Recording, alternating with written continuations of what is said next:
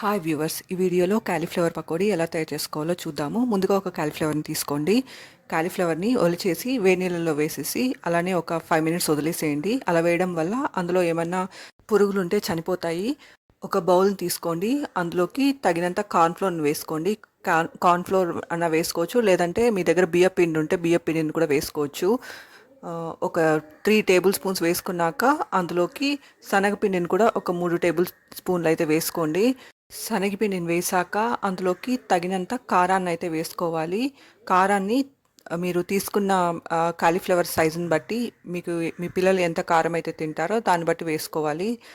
నేనైతే 1.5 tea spoon కారాన్ని అయితే వేస్తున్నాను. తగినంత కారం వేశాక పావు టీ స్పూన్ పసుపునైతే వేసుకోవాలి. పావు టీ స్పూన్ జీలకర్రను కూడా వేసుకోవచ్చు. పసుపుని అయితే వేసాను. ఆ తర్వాత తగినంత ఉప్పును వేసుకోండి.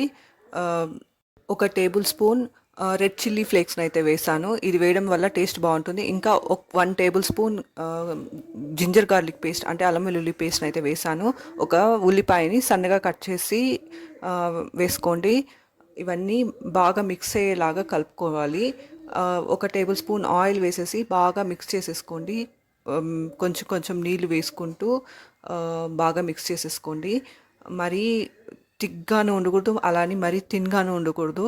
కరెక్ట్ కన్సిస్టెన్సీలో కలుపుకొని రెడీగా పెట్టుకోవాలన్నమాట. ఆ తర్వాత చేత్తో అయినా కలుపుకోవచ్చు, లేదంటే ఒక స్పూన్ యూస్ చేసుకొని అయినా కలుపుకోవచ్చు. కానీ కన్సిస్టెన్సీ వచ్చేసి మరీ థిక్గాను ఉండకూడదు, అలాగని మరీ థిన్గాను ఉండకూడదు. కరెక్ట్ కన్సిస్టెన్సీలో కలుపుకున్నాక కాలీఫ్లవర్ ముక్కలను వేసేసి బాగా మిక్స్ చేసేసుకోవాలి. నేనైతే ఒక స్పూన్ యూస్ చేసేసుకొని మిక్స్ చేసుకుంటున్నాను. బాగా ఈ మనం కలుపుకున్న మిశ్రమం అంతా కాలీఫ్లవర్ ముక్కలకి బాగా పట్టేలాగా కలుపుకోవాలి.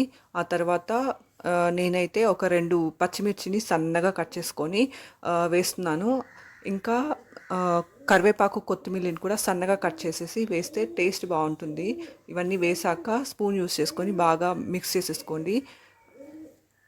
బాగా మిక్స్ చేసేసుకున్నాక ఒకసారి చెక్ చేసుకోండి, ఉప్పు సరిపోయిందా లేదా అని చెక్ చేసుకోండి.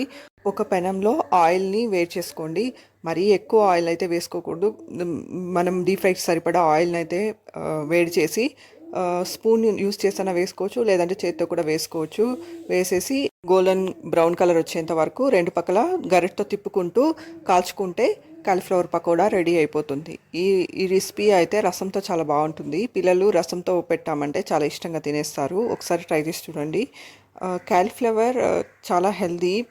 కర్రీ చేసిస్తే తినని పిల్లలు ఇలా చేసి ఇచ్చామంటే తినేస్తారు. Thanks for watching.